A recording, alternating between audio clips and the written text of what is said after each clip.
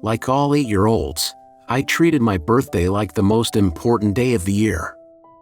You go months before the day picking exactly the right classmates to give invitations to. However, this year my mom wanted to go all out. She gave me enough invitations for my entire class, making sure I knew to tell everyone their parents were allowed to come as well. Not only that, but we spent hours upon hours inside of Party City grabbing any and all kinds of decorations. I can remember not getting a good night's sleep before my party because of how excited I was. My parents woke up around 7 a.m. to start setting up for the party that day, but I must have been awake at least 3 hours beforehand. I can remember bouncing up and down as I watched the first guest pull into our driveway. Jump forward a couple hours and our house looked more like a circus.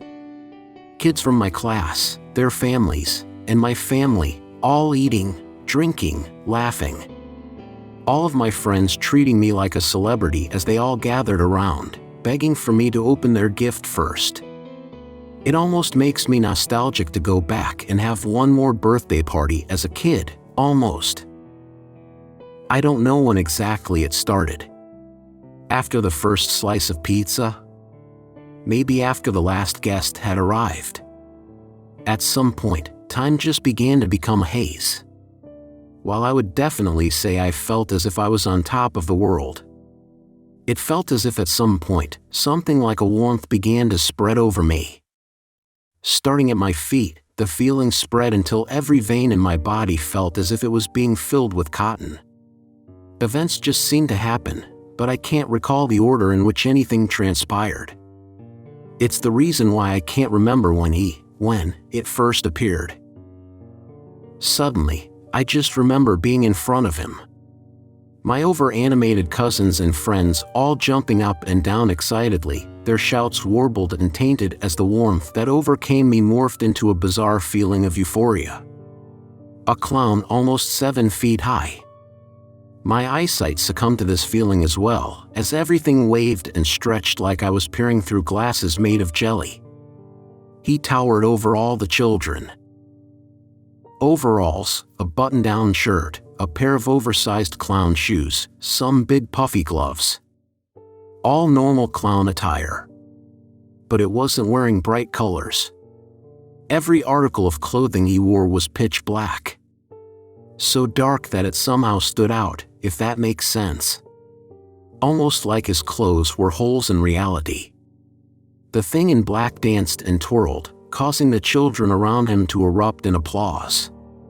Even I was cheering, I could feel myself cheering, but it also felt as if I were hearing myself yell from inside a soundproofed room, muffled and somehow foreign. I can't speak on how long I felt like this. Was it minutes, hours?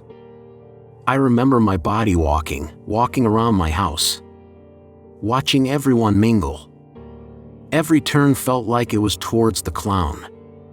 I'd turn left and he'd be sitting at a bench, talking with an adult. I'd turn right and he'd be applauding as a young cousin of mine swung wildly at a piñata.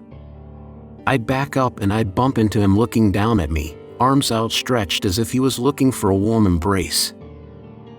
Its face was always hidden behind a mask. A chrome mask perfectly resembling the smile of a human. But nothing about the entity seemed human. There were no eye holes in the mask. Just 2 swirls cut into its surface. A brilliant light unlike anything I've seen since, gleamed from the swirls. Every time I think about it, I feel my hands tingle, even to this day. It was ever present anywhere I looked. Was there more than one? Was I seeing things? The more I moved, the more off-putting and nonsensical the scenes would become. One moment I was watching the clown twist balloons into animals, and the next, that balloon animal would be biting away at a happy and willing kid, blood covering the animal's head. One second I'd be watching people talk, enjoying food at the party, and the next they'd be stabbing food-covered plastic utensils into each other, all the while smiling, even when those utensils pierced their face. No matter what I saw, the warm feeling that encompassed my body only made me feel blissful. What I remember clearest was somehow stumbling into my house. Perhaps in a desperate escape to escape the never-ending mind fog, or perhaps it was the call of something unknown. I walked into my family's kitchen and felt the state of my confusion climax. The best way to explain this transition would be if I had been wading through a kiddie pool and suddenly dropped into a deep end. I walked into the kitchen to see the clown in black cradling the bodies of two of my classmates. I should have been afraid for my life. I should have screamed, should have ran. Instead, I could only smile. It felt as if what I was seeing was the most beautiful thing I had laid my eyes on. I could only walk closer. I felt a pain spread across my face, as my face moved to form a grin far wider than it was capable. My skin stretched gone over my face, my eyes pulled unnaturally open. Tears forming but not flowing. My eyesight faded in and out, until the morbid scene in front of me disappeared. The next thing I know, I'm hanging from a tree. I looked up and hundreds of strands of party string are around my hands, tying me to a branch. All around me, my friends and family all cheer and point at me. I look over the crowd, some covered in blood, some actively bleeding from several wounds. In front of the crowd stood my parents. My dad had his face painted in blood. My mom was smiling, but where her eyes should have been were two gaping holes, leaking a thick rainbow fluid. They hug and smile at me as I feel two icy hands wrap around my neck. I feel them squeeze, tighter and tighter. Like a shadow, the thing in black shifts into my vision, its hands around my neck. I can't breathe, but I stay conscious. I'm smiling, wider and wider, staring into the clown's face. That chrome mask reflects my happy expression. The glow from those spirals overtaking me. I can feel myself slipping somewhere, and I am sliding somewhere. I feel the clown's grip tighten and tighten until it feels like my neck is the size of a pipe cleaner. And then I'm in my room. No feeling of confusion and euphoria, just me. I'm standing in front of my window and the sun is rising.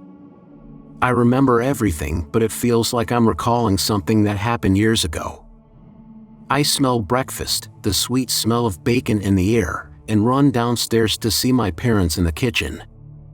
The cleanest the kitchen has ever been, minus the cooking ingredients scattered around the counter. My mom turns to me smiling. Her face uninjured and like it usually does. She tells me she hopes I enjoyed my party yesterday and that breakfast will be ready in just a bit.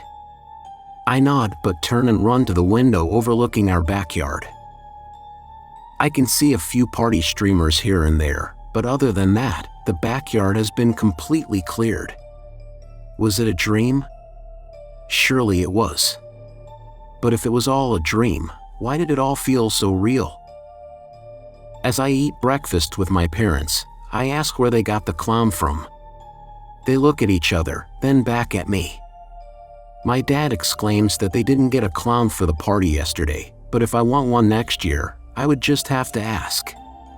My heart jumped, but I tried to push everything aside and not think too far into it, but then I noticed it. A dark spot in the middle of my vision wherever I look. I wipe my eyes trying to get rid of it, but it stays. I tell my mom, and she makes an appointment with my eye doctor on Monday. When we get there, the doctor says I have something called solar retinopathy. Says I have a small hole burned into my retina, like I've been staring at the sun or into a bright light. Suddenly, the image of that chrome face with glowing spirals for eyes pushes itself to the forefront of my mind. I tell myself over and over that it was a dream, but I know it wasn't. From my permanently damaged vision to my two missing 8th grade classmates that were never found.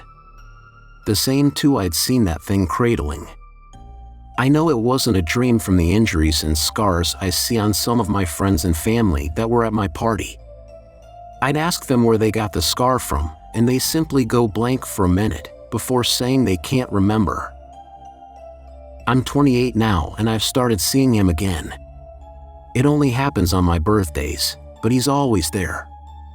Always at the far ends of my peripheral vision, but always there nonetheless. That clown in black.